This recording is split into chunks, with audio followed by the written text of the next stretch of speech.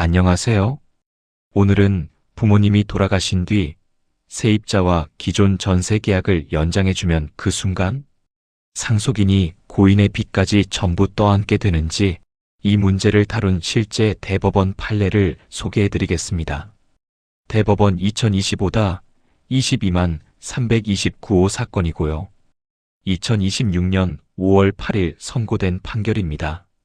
이 사건은 한마디로 말하면 상속인이 세입자와 계약을 한 번 더 써준 행동이 단순한 관리인지 아니면 상속을 완전히 받아들인 것으로 볼 정도의 처분인지가 문제된 사건입니다. 끝까지 보시면 가족이 갑자기 돌아가신 뒤 임대차 문제를 어떻게 다뤄야 하는지, 그리고 괜히 도와주려다 법적 책임이 커질 수 있는 상황은 무엇인지 훨씬 분명하게 이해하실 수 있을 거예요. 먼저 사건 배경부터 차근차근 보겠습니다. 이 사건에서는 원래 임대인이 살아있을 때 세입자와 임대차 계약이 체결되어 있었습니다. 그런데 계약이 진행되는 도중 임대인이 사망하게 됩니다. 이렇게 되면 많은 분들이 생각하시죠. 집주인이 돌아가셨으면 이제 세입자는 누구랑 이야기해야 하지? 보증금은 누가 돌려줘야 하지? 상속인들이 계약을 이어받는 건가? 실제로 바로 이 지점에서 문제가 시작됩니다.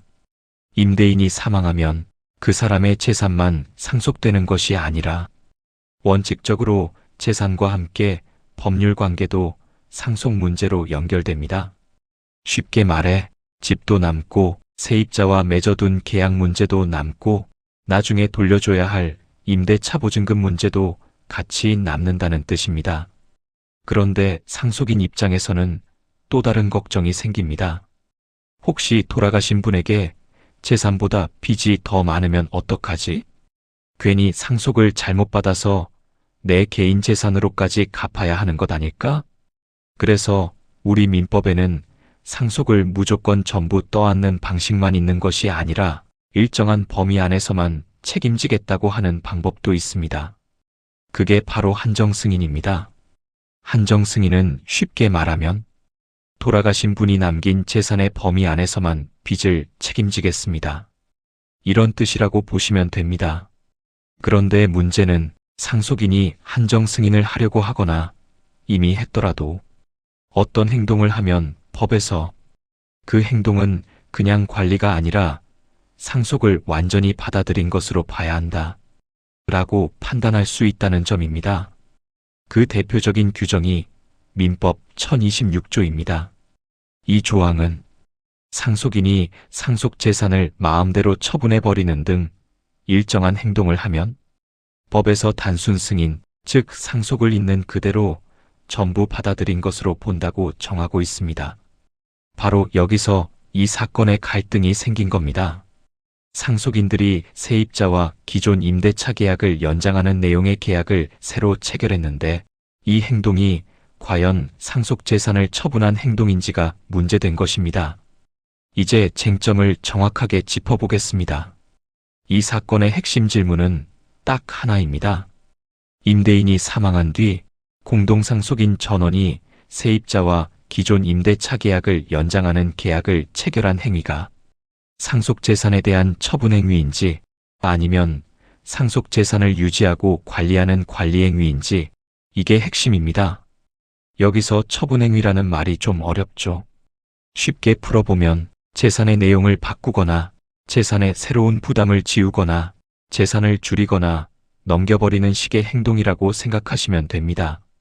반대로 관리 행위는 그 재산을 망가지지 않게 유지하고 기존 상태를 정리하고 당장 필요한 범위 안에서 처리하는 행동이라고 이해하시면 됩니다. 그렇다면 세입자와 임대차 계약을 연장한 것은 어디에 가까울까요? 겉으로만 보면 새 계약을 다시 썼으니 새로운 의무를 진 것 아닌가? 이렇게 볼 수도 있습니다. 특히 세입자 입장에서는 이렇게 주장할 수 있습니다. 상속인들이 공동임대인으로 계약서에 이름을 올렸으니 이제 그 사람들은 보증금 반환 책임을 전부 지는 것 아닌가요? 그렇다면 이건 상속재산을 그냥 관리한 정도가 아니라 적극적으로 처분한 행동 아닌가요? 반면 상속인 입장에서는 이렇게 말할 수 있습니다. 우리는 기존 계약을 완전히 새로 꾸민 것이 아니라 원래 있던 임대차 관계를 정리하고 유지한 것뿐입니다. 특히 세입자의 전세자금 대출 연장 같은 실무 문제를 처리하기 위해 협조한 것이지 상속을 무조건 받아들이겠다는 뜻으로 행동한 것이 아닙니다. 바로 이 두 입장이 정면으로 충돌한 사건입니다. 그럼 법원은 이 문제를 어떻게 봤을까요? 대법원의 판단 핵심은 상속인의 행동이 정말로 상속재산을 자기 뜻대로 처분한 것인지 아니면 기존의 임대차 관계를 유지하고 정리하기 위한 관리 차원의 행동인지 그 실질을 따져봐야 한다는 데 있습니다. 대법원은 민법 1026조 1호의 취지를 중요하게 봤습니다. 이 조항은 상속인이 상속재산을 사실상 자기 재산처럼 처분해버리면 나중에 가서 저는 한정 승인할래요라고 하면서 책임을 제한하는 것을 막기 위한 규정입니다. 즉, 상속재산을 임의로 써버리거나 팔아버리거나 마음대로 처분해놓고도 책임은 피하는 상황을 막으려는 취지라고 이해하시면 됩니다. 그렇기 때문에 모든 행위를 넓게 다 처분행위라고 보면 안 되고 정말로 상속재산의 성질이나 책임 범위를 실질적으로 바꾸는 행동인지 신중하게 봐야 한다는 것이 대법원의 태도입니다. 그리고 대법원은 상속재산의 보존이나 관리에 해당하는 행동까지 함부로 처분행위로 볼 수는 없다고 봤습니다. 이 사건에서 문제된 계약 연장은 기존 임대차 관계가 이미 존재하는 상황에서 이루어진 것이었습니다. 다시 말해 아무 관계도 없던 새로운 세입자를 들인 것이 아니라 이미 존재하던 세입자와의 계약 문제를 이어서 정리하는 성격이 강했습니다. 또 공개된 판례 요지에 따르면 이 계약 체결은 세입자의 전세자금 대출 연장과 관련된 실무적 필요와 연결되어 있었고 상속인들이 공동임대인으로 표시된 계약서가 필요한 사정도 있었습니다. 이 점은 굉장히 중요합니다. 왜냐하면 상속인들이 적극적으로 재산을 팔거나 새로운 위험을 만들어낸 것이라기보다 이미 존재하는 임대차 관계를 현실적으로 관리하고 유지하기 위한 행동으로 볼 여지가 크기 때문입니다.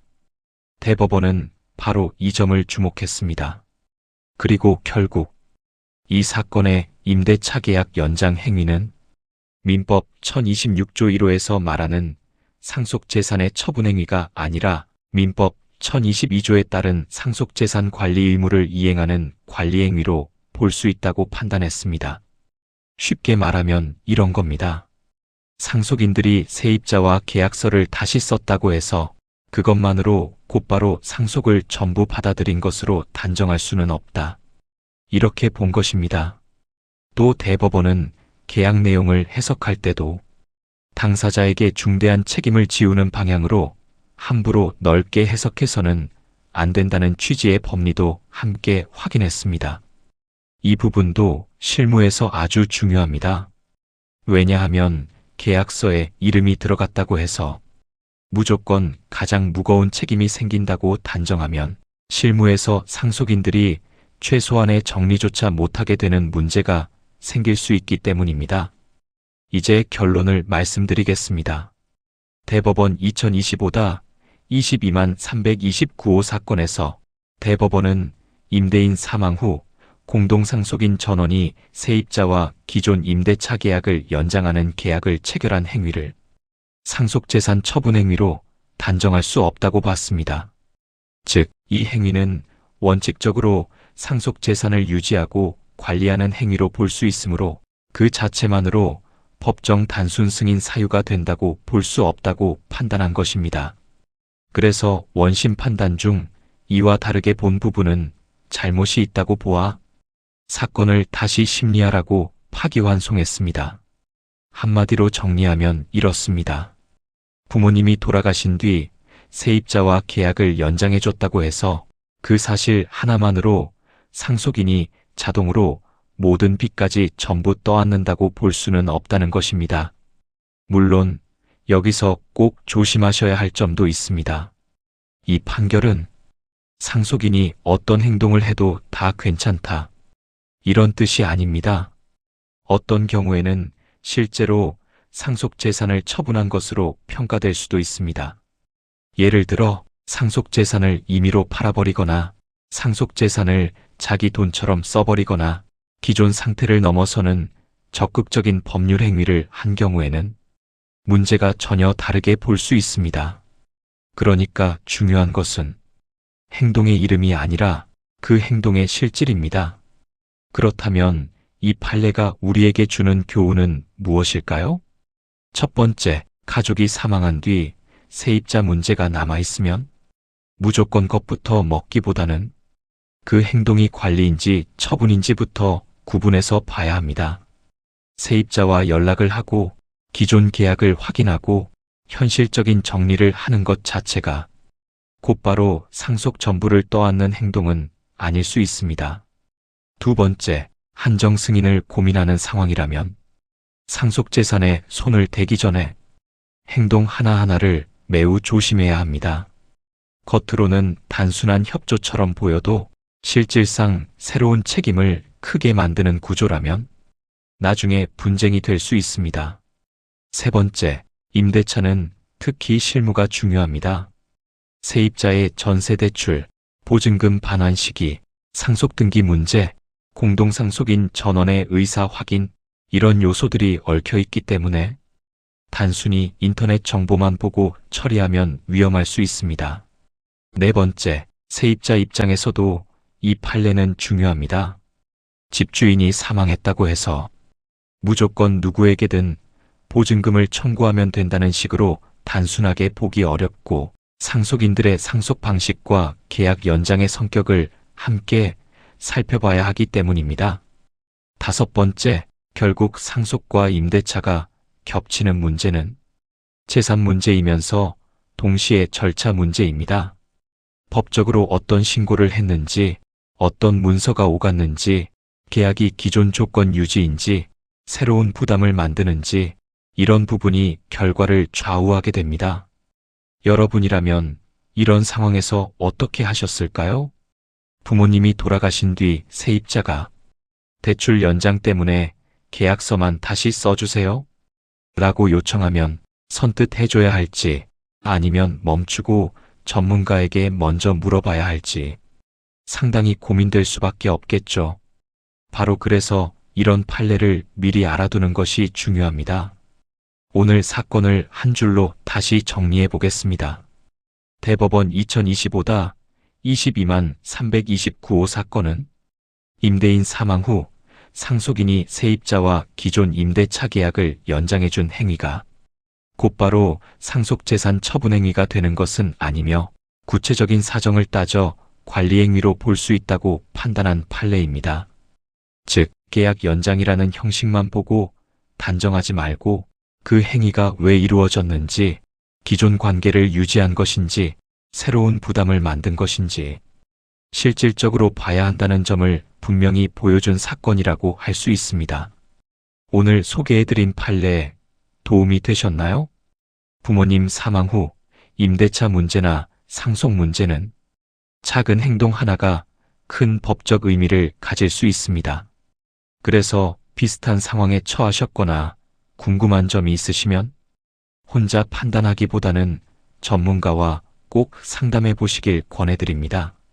이 영상은 법률 조언을 대신하는 것이 아니라 판례를 이해하기 쉽게 설명드리는 참고용 내용이라는 점도 함께 기억해 주세요. 다음 영상에서도 유익한 법률 이야기로 찾아오겠습니다. 감사합니다.